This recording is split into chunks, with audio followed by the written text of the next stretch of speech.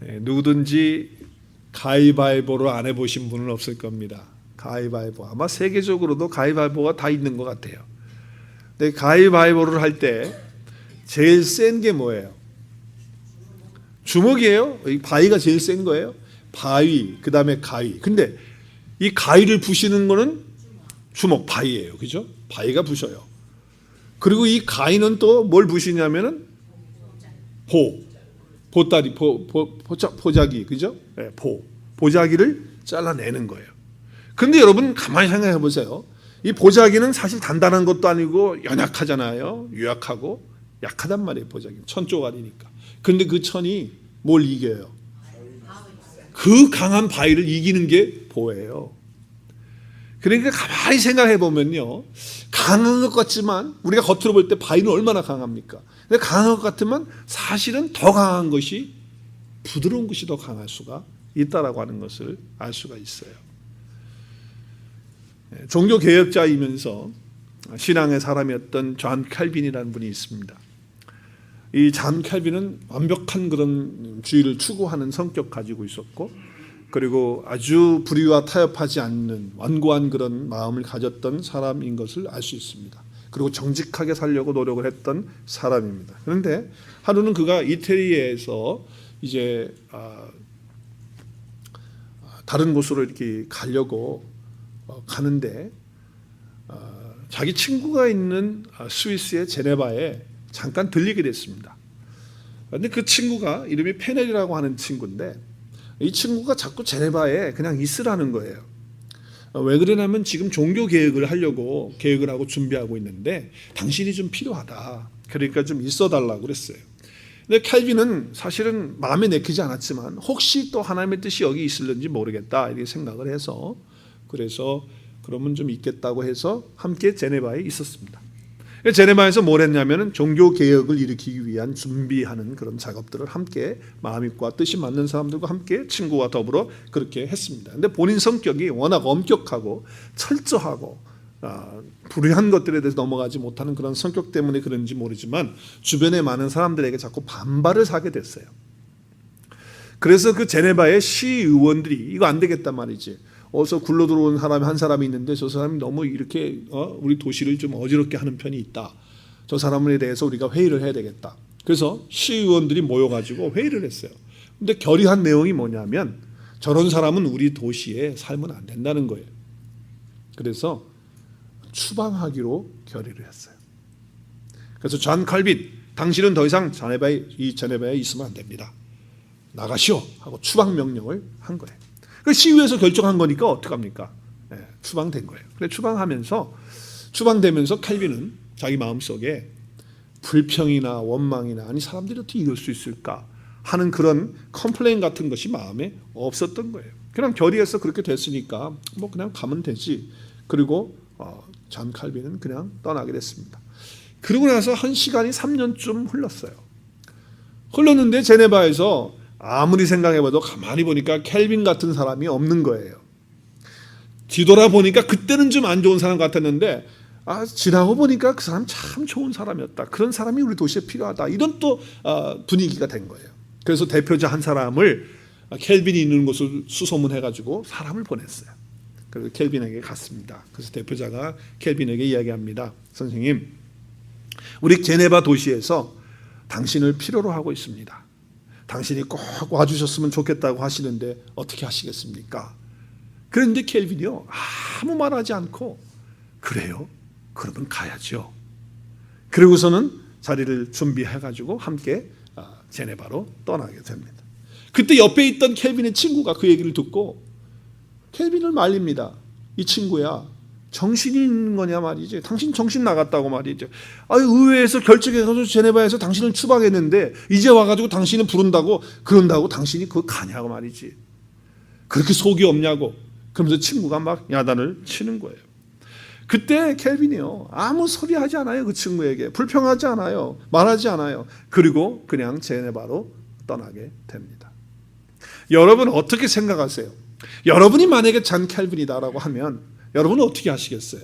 그런 이야기를 들으면 여러분 갈 거예요? 아니면 안 간다고 딱 잘라서 얘기할 거예요?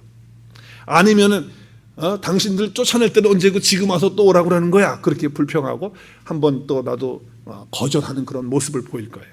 여러분 어떻게 하고 싶어요? 한번 말씀을 들으면서 생각해보세요. 내가 존 칼빈이라면 어떻게 하겠는가? 보통 사람 같으면요, 쫓아낼 때는 언제고 지금 와가지고서는 뭐 나를 필요로 한다고 역겹다 역겨워 그러면서 아마 따라가지 않았을 거예요. 그런데 존 칼빈은 그렇게 하지 않고 그냥 나를 필요로 한다면 또 하나님 나를 그곳에 부르시는 것이 아닐까 생각하면서 제네바에 가서 종교 개혁을 함께 동참하면서 성공적인 종교 개혁을 이루는데 힘을 함께 하는 그런 귀한 믿음의 사람이 되었던 것이에요. 여러분, 온유라고 하는 것은 바로 이러한 맥락에서 우리가 볼 수 있는 것입니다. 자기의 사사로운 감정, 또 자기의 어떤 인간적인 분노, 그걸 다 접어두고 자기 마음을 하나님 앞에서 다스리는 거예요. 정말 저쪽에서 어떤 상황이 됐든지 간에 나를 필요로 한다고 하면 저 사람들이 나를 쫓아냈든 나를 미워하든 관계없이 그분들이 또 나를 지금 필요로 한다면 그건 하나님의 뜻일 것이다 라고 생각하고 가서 함께 해주는 그런 마음, 자기 마음을 다스리는 거죠. 그것이 바로 온유라고 하는 것이에요. 그래서 온유는 뭐 유약한 데서 오는 그런 단어가 아닙니다. 줏대 없음, 거기서 오는 것, 그것이 온유가 아니에요. 뭐 이랬다 저랬다 하고 뭐 갈팡질팡하는 그런 거가 온유가 아니고요. 성경에서 말하는 온유는 그런 차원의 온유가 아니고 오히려 강한 뜻을 우리에게 내포하고 있는 것을 보여주고 있어요. 그런데 여러분, 보통 사전을 찾아서, 한국말 사전을 찾아서 온유 이렇게 치면, 컴퓨터를 치고 여러분 핸드폰을 가지고 온유 이렇게 치면 거기에 한자가 나올 거예요. 한자가 나와요. 근데 온유의 한자를 보면 온자가 어떤 한자예요? 네? 네. 온유의 보통 의미는 따뜻할 온. 그리고 유는 부드러울 유. 이렇게 돼 있어요. 그래서 이게 한자예요, 한자. 온유는. 온유는 온화하면서 부드러운 것을 가리켜서 온유라고 그렇게 말합니다. 그런데 영어 사전을 찾아보면 영어 사전에서 온유는 뭐라고 말하냐면 여러 가지 것들을 얘기하지만 대표적인 것으로 한 가지 말한다면 meek라고 합니다. meek, M-E-E-K. 그 뜻도 마찬가지예요. 유순한, 온순한, 미약한 그런 의미가 들어져 있어요. 그렇기 때문에 온유 이렇게 말하면 사람들이 오해하는 경우가 많아요. 그 사람은 약한 사람이야. 그 사람은 좀 우유부단해 라고 하는 그런 경향으로 자꾸 생각을 하는 경우가 있어요. 비굴하고 불의에 대해서 자꾸 타협하려고 하고 이런 것들을 볼 때 그 사람은 참 약하다. 그래서 온유를 자꾸 거기다가 오해하는 경향이 있죠. 사실 온유는요, 힘이 없는 것을 의미하지 않아요. 성경에서 말하는 이 온유는, 이 헬라어의 이 온유를 보면 프라우스라고 하는 단어를 쓰는데, 이 프라우스라고 하는 단어는요, 이런 뜻이에요. 야생의 짐승을 잘 훈련시켜서 주인이 명령하는 대로 잘 복종하도록 가리켜서 훈련시켜서 온유하게 하는 것, 이것을 가리켜서 프라우스라고 말해요. 그러니까 쉽게 더 예를 들면 이런 거예요. 야생말 한 마리를 가져왔어요. 근데 야생말은요, 그 등에 아무도 못 탑니다. 사람이 타면요, 그 야생말은 와 하면서 뛰기 때문에 사람이 떨어져서 죽을 수도 있어요. 그리고 짐도 못 실어요. 왜냐하면 그 덩어리에 자기가 뭐가 있게 되면 견디질 못하면 막 뛰게 되기 때문에 할 수가 없습니다. 그런데 그 야생말을 잡아다가 훈련을 시킵니다. 그리고 잘 단련하게 합니다. 그래서 이렇게 하면 말을 듣게 하고, 그리고 다 조절하게 합니다. 그래서 사람이 등에 타도 뛰질 않아요. 그리고 이렇게 하면 이쪽으로 가고 저쪽으로 가고, 그리고 쓰고, 이렇게 하면 쓰고, 그죠? 그래서 다 훈련시켜 가지고서 그 말을 타고 또 짐도 싣고 그렇게 다닙니다. 여러분, 제가 묻습니다. 그렇게 훈련된, 연단된 그런 말이 힘이 다 없어진 겁니까? 말의 힘은요, 그대로 그 안에 내재해 있어요. 그대로 말이 힘을 갖고 있어요. 그런데 그 힘이 잘 조절되고 있다라고 하는 거예요. 훈련에 의해서, 그 주인에 의해서 잘 조절되고 다스려지고 있는 것, 그것을 가리켜서 헬라어에서는 프라우스라고 하는 단어를 쓰는데 바로 그 의미라는 거예요. 그러니까 온유는요, 내가 힘이 없어진 게 아니에요. 여전히 힘이 있어요. 내 속에 뭐 기분 나쁜 일 있으면 확 올라오고 터지는 거 없는 게 아니에요. 있어요, 속에. 있지만은 그것이 어떻게 됐다? 잘 다스려지고 있다 라고 할 때 온유해요. 뚜껑이 열려요. 막 화가 나요. 격분을 해요. 그리고 소리치고 싶어요. 그 힘이 내 안에 있거든요. 지금 막 올라오거든요. 그럼에도 불구하고 그것을 잘 컨트롤하고 다스릴 수 있는 것, 그것이 바로 온유라고 하는 단어의 뜻이라는 거예요. 그런데 특별히 이 온유는요, 무엇과 연관이 되어져 있냐면 상처하고 많은 연관을 갖고 있어요. 상처하고. 그동안에 우리가 성령의 9가지 열매를 쭉 하면서 오늘 8가지까지 왔습니다. 우리 한번 해볼까요? 시작. 사랑과 희락과 화평과 오래 참음과 자비와 양성과 충성과 오늘 온유까지 왔어요. 다음 주에 이제 마지막이 되겠는데, 여러분 그렇게 쭉 가면서 다 중요한 거예요. 다 중요하죠. 그런데 온유는 특별히 우리 삶을 살아가면서 여러 가지 짐, 스트레스, 그리고 또 우리의 삶 속에 오는 여러 가지 상처들과 깊은 연관이 있다는 것을 알 수가 있습니다. 그 대표적인 예로 많은 예들이 있지만 시간 관계상 한 가지 예만 성경에서 들면요, 민수기 12장에 나타나고 있는 말씀입니다. 모세 이야기인데, 모세에게는 누나가 있었죠. 이름 뭐예요? 미리암이에요. 모세에게 형이 있었죠. 누구예요? 아론이에요. 그래서 이 남매지간입니다. 지금 세 남매. 그런데 어느 날 갑자기 이 남매가, 형하고 누나가 모세를 향하여 비방을 하는 거예요.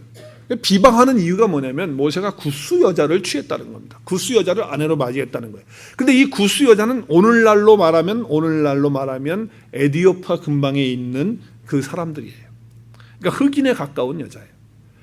근데 이제 그 성경에 보면 지금 오늘 민수기뿐만 아니라 다른 성경을 보면 모세에 대한 얘기가 쭉 나오잖아요. 근데 모세의 부인 이름이 나와요. 출애굽기에 나오죠. 십보라예요. 부인 이름이 나오는데, 그 이드로와 함께 살다가 이제 이드로가 결혼을 시켜줘서 이제 부인을 얻게 됐는데 그 십보라입니다. 근데 사실은 여기에 지금 이 구스 여자가 십보라를 가리키는 건지, 아니면 십보라가 죽은 후에 후처를 얻은 것인지 성경에서 분명히 말하지 않고 있어요. 아브라함의 같은 경우는 아브라함이 자기 부인 사라가 먼저 죽어요. 그 죽고 나서 시간이 흐르면서 남자들은 혼자 못 사나 봐요, 그죠? 그래가지고 부인을 얻어요, 후처를. 그래서 성경에서는 후처라고 딱 명시를 해요. 이름까지 말하면서 그 누라, 그는 아브라함의 후처더라, 이렇게 딱 나와요. 그런데 여기에 지금 구스 여자는 후처라고 하는 그런 용어를 쓰지를 않고 있기 때문에 이게 모르겠는 거예요. 이 사람이 지금 구스 여자가 십보라인가, 아니면 십보라가 죽은 후에 흑인 쪽에 있는 여자를 얻은 것인가라고 하는 것에 대해서는 분명하지가 않습니다. 뭐 학자들 간에 뭐 의견들이 다 다르긴 하지만 성경에서 제시하고 있지 않기 때문에. 그런데 문제는 뭐냐면 지금 가만히 있다가 갑자기 지금 이 구스 여자를 취한 것 때문에 모세를 비방하고 있는 형과 누나, 모세를 시기해서 그렇게 되는 거예요. 그런데 여러분 보세요. 사실은 이 구스 여인을 취했다고 하는 것은요, 이 구스 여인은 이방 여인이에요. 그런데 모세가 어떻게 하나님의 말씀을 받아서 이스라엘 백성들에게 가르쳤냐면, 너희들은 절대로 이방인들과 혼인하지 말라고 가르쳤어요. 하나님께서 그렇게 줬으니까. 그래서 혼인하는 건 안 되는 거예요. 그렇게 가르쳤던 사람이 자기가 지금 뭐예요? 이방 여인을 취해가지고 살고 있으니까 비난받는 거는 마땅한 거예요. 상황이 어찌됐든지 간에. 그렇죠? 그러면 모세가 지금 잘못하고 있고 실수한 거라 그 말이죠. 그래서 비난을 받고 있어요. 어찌됐든지 간에. 그런데 거기다가 뭐라고 또 얘기를 하면은 그 2절 말씀에 보면은 말이죠. 그들은 누구냐면은 아론과 미리암이에요. 형하고 누나가 뭐라고 말하냐면, 여호와께서 너에게만 말씀하는 게 아니잖아. 우리에게도 말씀하시는 거야. 왜 너한테만 말씀한다고 그러는 거야? 그러면서 아주 모세에 대해서 불만을 터뜨리면서 안 좋은 그런 이야기를 하는 것을 볼 수가 있습니다. 여러분, 지금 이스라엘 백성들이 모세를 향해서 비난하는 거, 그것도 힘든데 지금 한 가족이고 한 형이고 한 누나예요. 한 피예요. 뭐 피가 섞이고 뭐 다른 뭐 배가 다르고 뭐 씨가 다르고 그것도 아니에요. 완전히 피가 같은 형제고 같은 가족이에요. 그러면 모세가 좀 흠이 있고 모세가 약하면 어떻게 해야 돼요? 감싸주고 이해해주고 힘들지 않냐고 따독거려 주기도 그렇게 해도 모자라요. 그렇죠? 그런데 어떻게 하고 있어요 지금? 백성들 앞에서 말이죠. 앞장서가지고 그래서 자기 동생을 향하여 지금 이렇게 비난할 때 모세의 마음이 어떻겠어요? 모세의 마음이, 여러분이 모세라면 기분 좋아요? 견딜 수 있겠어요? 지금 다른 사람들이 해도 힘든데 가족이 그렇게 하면요, 그건 정말 힘든 거예요. 그 상처는 이루 말할 수가 없는 거예요. 그걸 어디다 갖다 하소연하겠어요? 그 아픔과 상처를 어디다 갖다 말할 수 있겠어요? 그런데 모세는 그걸 견뎌요. 그거를 참아요. 그 비방에 대해서 아무 말하지 않아요. 그랬더니 하나님께서요, 모세를 어떻게 평가하지 아세요? 그 상처와 그 아픔 가운데서 말이죠, 얼마나 힘들었겠어요. 그런데 오늘 12장 민수기 12장 3절에 하나님이 모세를 향하여 이렇게 말씀하세요. 우리 함께 읽겠어요. 시작. 이 사람 모세는 온유함이 지면의 모든 사람보다 승하더라. 여러분, 그 상처와 아픔 속에 있었지만 그것을 감수하면서 견디면서 나갈 때 하나님이 모세를 향하여 말씀하시는 말씀은 이 땅에 어떤 사람보다도 모세만큼 온유함이 있는 사람은 없다라고 이렇게 평가를 해주고 있다는 거예요. 그러니까 이 온유함은요, 우리 삶 속에서 주어지는 이 상처와 아픔과 밀접한 관계가 있는 것을 볼 수가 있는 거예요. 그래서 예수님도 이런 말씀을 하셨어요. 나는 마음이 온유하고 겸손하니 나의 멍에를 메고 내게 와서 배우라. 그리하면 너희 마음이 쉼을 얻으리니. 우리 한번 말씀을 보겠어요. 마태복음 11장 28절 29절 30절 시작. 수고하고 무거운 짐진 자들아 다 내게로 오라. 내가 너희를 쉬게 하리라. 나는 마음이 온유하고 겸손하니 나의 멍에를 메고 내게 배우라. 그리하면 너희 마음이 쉼을 얻으리니 이는 내 멍에는 쉽고 내 짐은 가벼우니라 하시니라. 인생에 짐이 없는 사람이 어디 있어요? 고통이 없는 사람이 어디 있어요? 죄가 없는 사람이 어디 있어요? 그리고 심지어는 요새 정말 가장 많이 말하죠. 교회 안에서도 상처받았다, 상처, 스트레스 그러는데 그 상처 없는 사람이 어디 있냐 말이에요. 그런데 주님이 말씀하시는 거예요.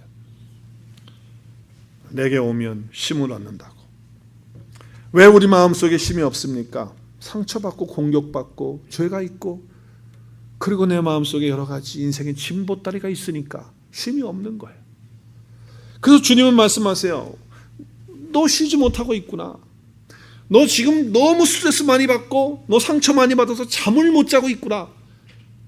그러면서 쉬지 못하고 있는데 그때 예수님이 뭐라고 그래요? 나는 마음이 온유하다는 거예요. 여러분, 상처와 아픔과 괴로움 가운데 있는데 주님이 자기를 가리켜서 나는 온유하니까 내게 오라는 거예요. 내게 오면 그 받은 상처를 치유해 주시겠다고 약속하고 있습니다. 우리 주님께 나오면 모든 짐 다 벗겨지고 그리고 우리 상처와 아픔들이 다 해결되어지고 치유되어질 줄로 믿습니다. 그리고 그분에게 나와서 어떻게 하라고요? 배우라는 거예요. 그분의 말씀을 배우고 그분의 말씀을 듣게 되면 우리 인생의 문제는 다 해결되지고 마음의 쉼과 인생의 쉼을 얻게 되는 축복이 있는 줄로 믿습니다. 여러분, 살아가면서 누군가가 무엇 때문에 주변에 상처를 받는 상황이라고 한다면 여러분 성령님께 간구해야 돼요. 하나님, 오늘 내가 또 상처받았는데 그 하나님께서 나에게 주시는 그 온유함을 넉넉하게 허락해 주셔서 이 상처와 이 아픔을 이길 수 있게 하시고 회복될 수 있도록 주님이 약속하신 그 쉼의 약속이 내 가운데 있도록 성령님 그 온유함의 역사를 나에게 베풀어 주시옵소서 기도할 수 있기를 바랍니다. 여러분, 은혜 많이 받으면 뭐예요? 은혜 받았다, 뭐 찬송 가운데 예배 가운데 말씀 듣다가 기도하다가 은혜 받고 막 펄펄 뛰면서 오 주여 할렐루야 할렐루야 아멘, 내가 주님을 신뢰합니다, 주님을 믿습니다 아멘 하고 은혜 시큼 받아놓고 그리고 나갔는데 옆에 있는 사람이 내 마음을 긁었어.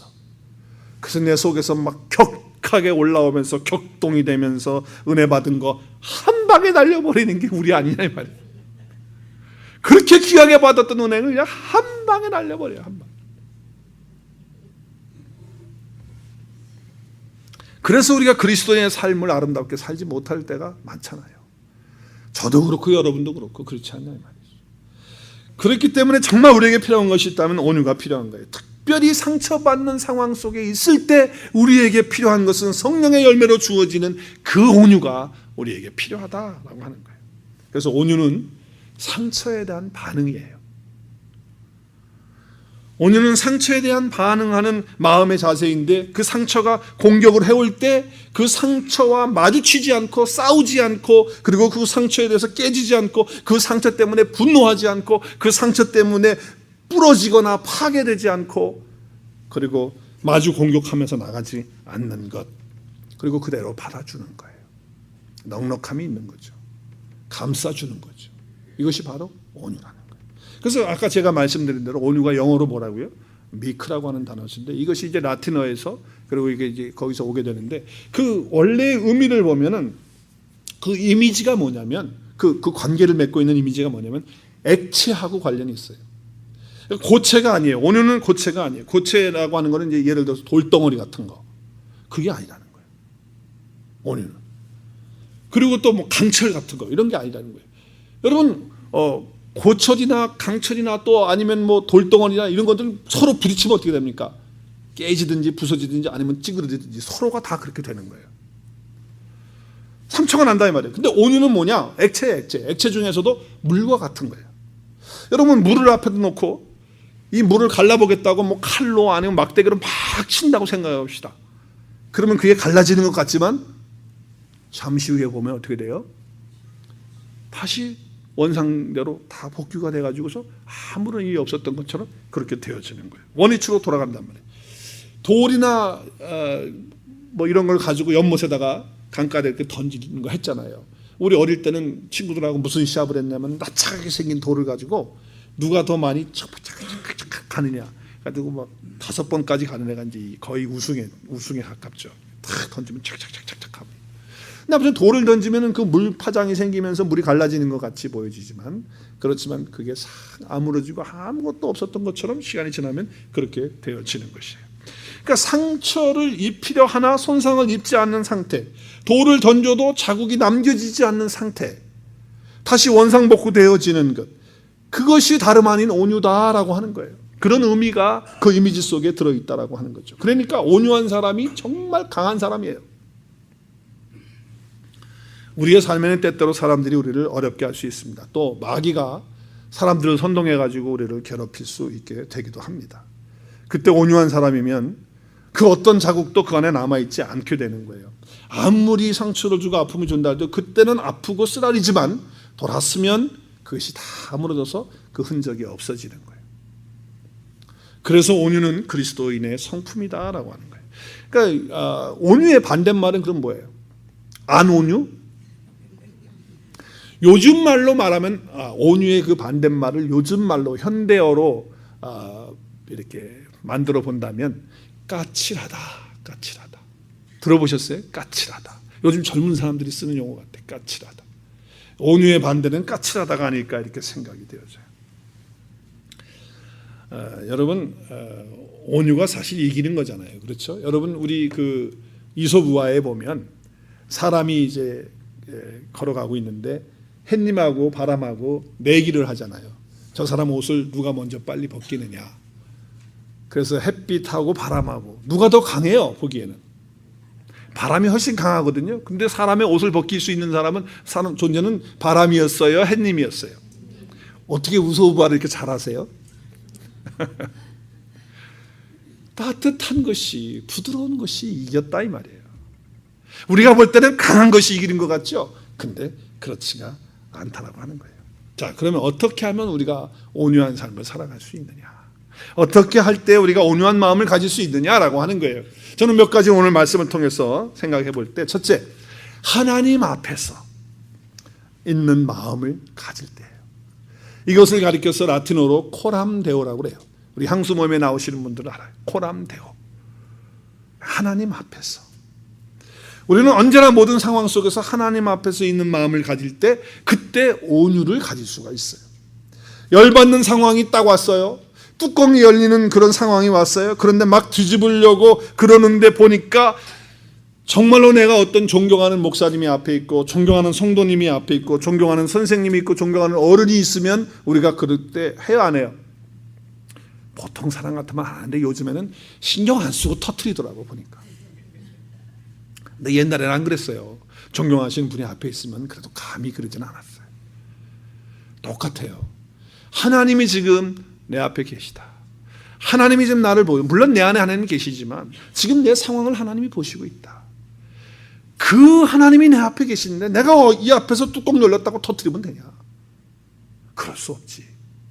그러니까 중요한 건 내가 온유한 마음을 갖고 살 수 있는 방법은 내가 하나님 앞에 있다고 하는 이 신전의식을 갖는 것, 이 코람데오의 마음을 갖는 것이 얼마나 중요한지 몰라요. 그러면 내가 성질대로 하고 싶어도 못하는 거예요. 누가 보니까. 사랑하시는 하나님이, 존경하는 하나님이 내 앞에 지금 계시잖아. 내 눈에는 보이지 않지만 그렇게 할 수 없는 거예요. 그래서 분이 나도 화가 나도 뒤집어 엎고 싶어도 하나님 지금 보시는데 그러면 온유하게 나갈 수가 있는 거예요. 사람들 보면 권위의 존재 앞에서 아무래도 행동 거지를 조심하고 참는 것이 순리지 않겠어요? 하나님 앞에서도 마찬가지라 이 말이에요. 어떤 사람은요, 이게 한번 이게 열받아가지고 뚜껑 열리면 하나님이 안 보이는 거예요. 믿는 사람인데도. 그래가지고서 그러지 마세요. 이러시면 안 돼요. 하나님이 보시잖아요. 그러면요, 무슨 소리야? 하나님 어디 있어? 하나님 나오시라고 그래. 막 소리를 지르니까 하나님도 무서워서 못 나오셔요. 무서워서. 하도 소리를 지르니까. 그건 아니죠. 온유가 가능한 것은 언제나 내가 하나님 앞에 있는 마음을 가질 때 온유한 삶을 살 수 있으리라 믿습니다. 내가 하나님 앞에 있다. 암만 자존심 상해도 그렇죠. 또 암만 힘들어도 그렇죠. 내가 하나님 앞에서 이렇게 경거망동한 행동을 하면 안 되지. 하나님 앞에 있다는 사실을 알아야 됩니다. 두 번째는요, 하나님을 생각하는 그 마음이 있을 때. 여러분, 하나님을 생각한다는 마음은 무슨 얘기냐면 하나님의 영광, 하나님의 나라를 생각하는 마음이 바로 온유하다는 것입니다. 내 감정, 내 자존심보다도 하나님의 영광이 더 중요하고 그것을 위해서라면 내가 얼마든지 낮아질 수 있고 얼마든지 내 자존심 상할 수 있고 얼마든지 내 성격 다 죽일 수 있다는 거예요. 누구를 위해서? 하나님의 영광을 위해서, 하나님 나라를 위해서. 누구를 생각하고 있는 거예요? 하나님을 생각하는 거예요. 그러면 내가 온유하게 그 순간에 터졌을 때 내가 온유하게 삶을 살아갈 수가 있어요. 여러분, 사도 바울 보세요. 사도 바울은요, 고린도 교회 성도들보다도 갈라디아 교회 성도들보다도 또 뭐 빌립보 에베소 교회 성도 어떤 성도들보다도 공부 많이 하고 똑똑하고 또 가진 거 많고 내놓을 거 있고 가정적으로 모든 면에 있어서 부족함이 없던 사람이에요. 그러니까 누구 앞에서든지 당당하게 말할 수 있고, 그리고 이 바울의 성격이 얼마나 고든 성격인지 성경을 보면요, 이 사람 나와요. 성격 정말 한 성격하는 사람이에요. 그런데 사도 바울은 하나님을 생각해요. 그래서 하나님의 나라를 생각하고 하나님의 영혼들을 생각하면서 주님 때문에 그 모든 것을 배설물로 여기면서 자기를 낮추는 것, 그것이 바로 온유라는 거예요. 어떤 집사님이 이런 고백을 하시더라고요. 자기도 세상에서 한 가닥 하는 사람이라는 거예요. 자존심하면 한 자존심하는 그런 사람이라는 거예요. 그런데 교회에서 어떤 일을 하다가 황당한 일을 당했어요. 공개적으로 아주 그냥 너무나도 큰 일을 당한 거예요. 그래서 많은 사람들이 생각했어요. 나도 생각했어요. 야, 이제 일이 크게 터졌다. 이거는 저분 성격에 이거 이제 큰일 났다.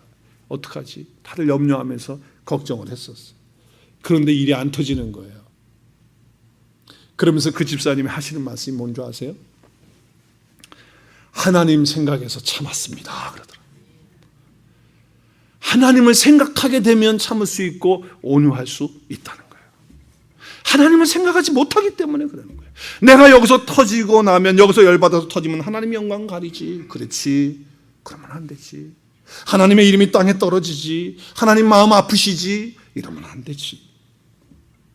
그럴 때 온유할 수 있어요.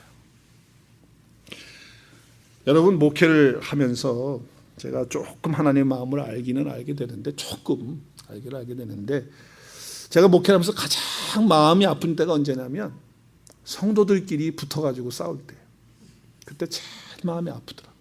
나에 대해서 공격하는 것보다도 더 아픈 게 성도들끼리 막 시기하고 싸우고 막 이러는 거 보면 너무너무 마음이 아픈 거예요. 자식을 키우면서도 보니까 자식들이 싸울 때 그렇게 마음이 아프더라고요.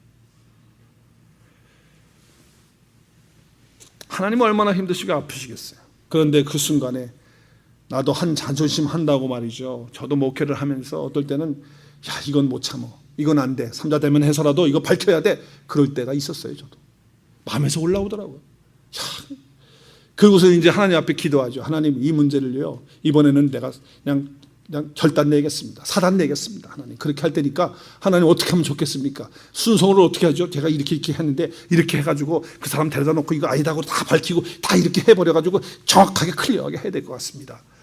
하나님께서 이렇게 하나님께 도와주십시오, 이렇게 기도했어요. 그랬더니 하나님께서 마음의 응답을 주시는 거예요. 뭐라고 응답 주시는 줄 아세요? 딱 한 가지 응답으로 딱 주시는 거예요. 너 나 믿니? 그러더라고요. 너 나 믿니?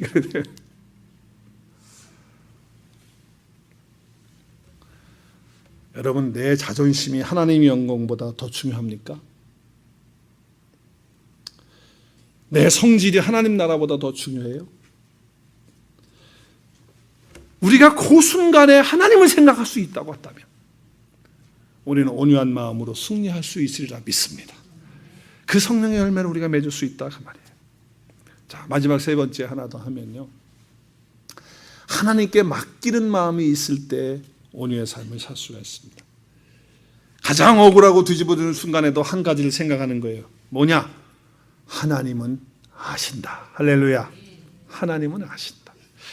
저 사람들 다 몰라. 그래, 몰라. 몰라도 좋아. 하나님은 아신다. 이게 바로 하나님 맡기는 거예요. 여러분, 모세가 지금 누나하고 형님한테 엄청나게 비난을 받으면서 마음의 상처와 아픔을 받습니다. 그래서 다시 한번 보겠어요. 민수기 12장 2절 말씀 다시 한번 보겠는데, 말씀에 보면 그들이 이르되 여호와께서 모세에게만 말씀하였느냐? 우리와도 말하지 아니하냐 하면서 왜 너만 하나님 음성 듣는다고 그래? 나도 듣고 우리도, 너 형도 듣고 누나도 듣고 다 그러는데. 그런데 그 뒤에 내가 줄을 쳤죠. 함께 읽겠어요. 시작. 여호와께서 이 말을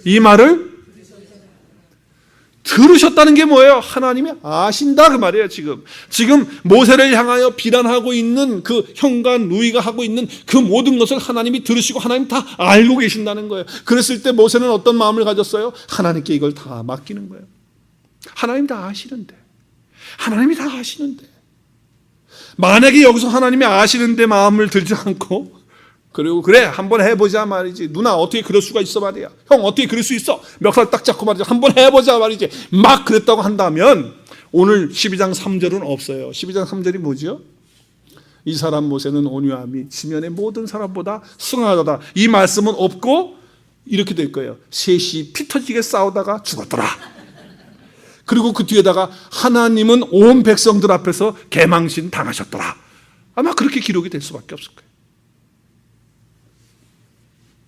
그 집안은 콩가루 집안이 되는 거예요. 이게 뭐예요? 누나하고 형하고 동생, 이게 뭐 하는 짓이냐 이 말이죠. 그것도 백성들이 추앙하고 있는 리더들 아닙니까?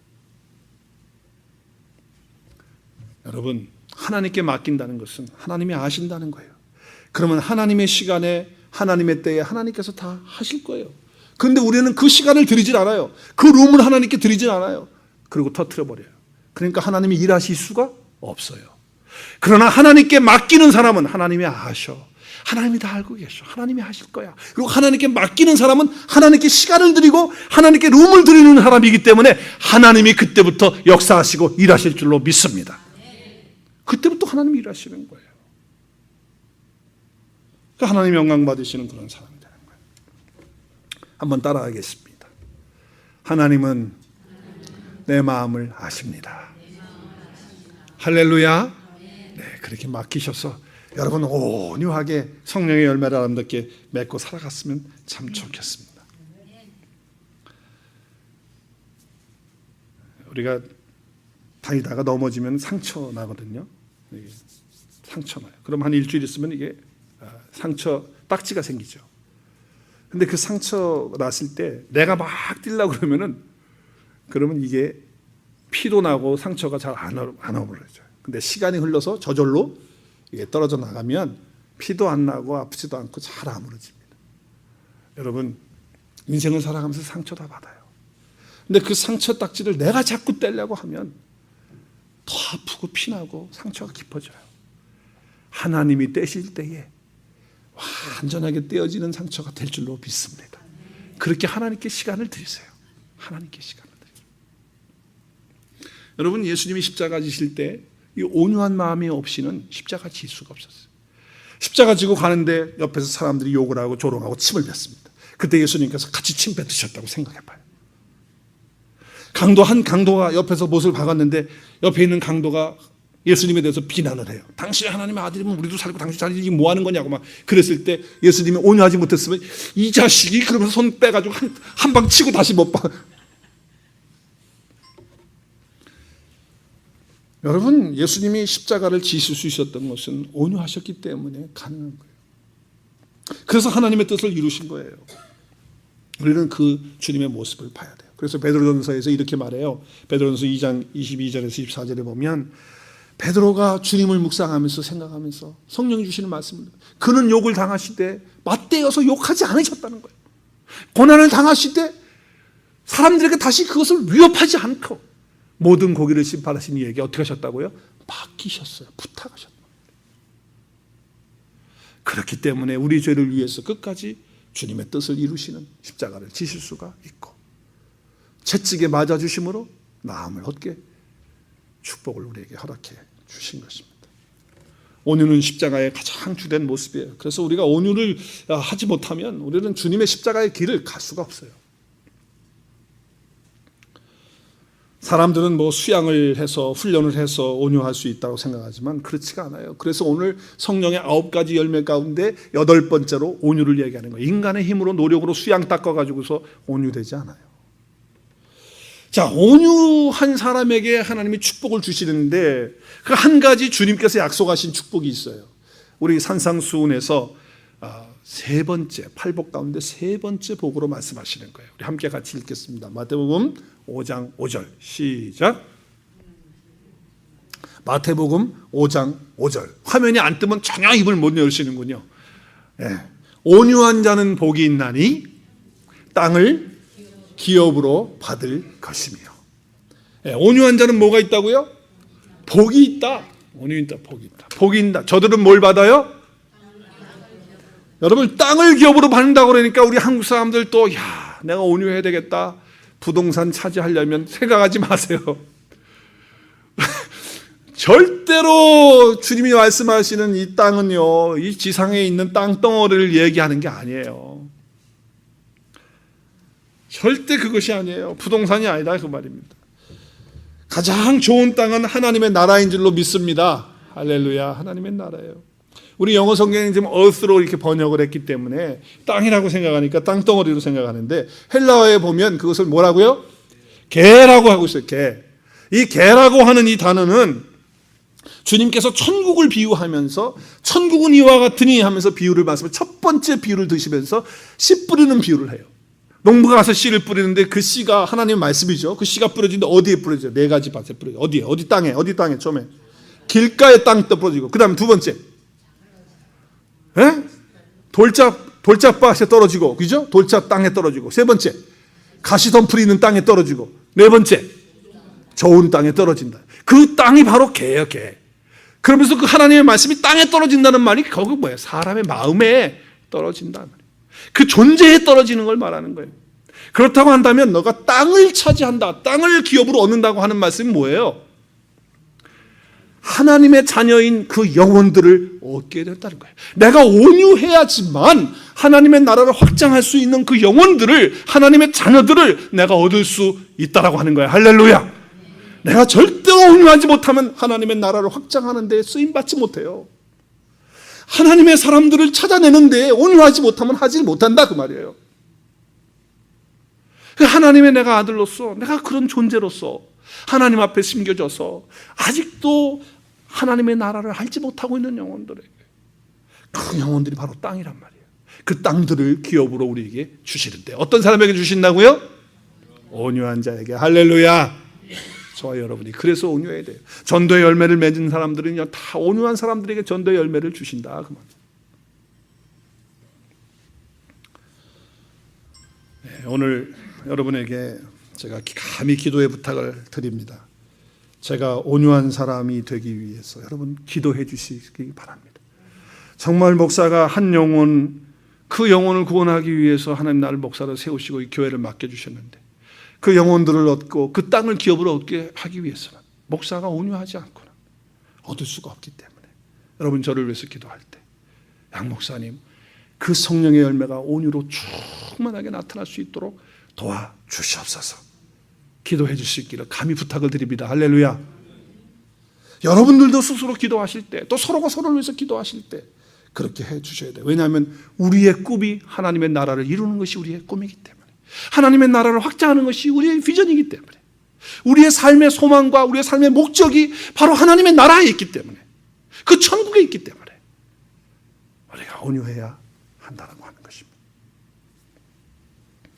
성령 충만하셔서 성령의 8번의 열매인 온유의 열매를 아름답게 맺으면서 사시면서 땅을 기업으로 얻는, 사람을 얻고 잃어버린 영혼들을 얻는, 하나님의 자녀들을 얻는 귀한 축복이 여러분과 저에게 있었으면 참 좋겠습니다.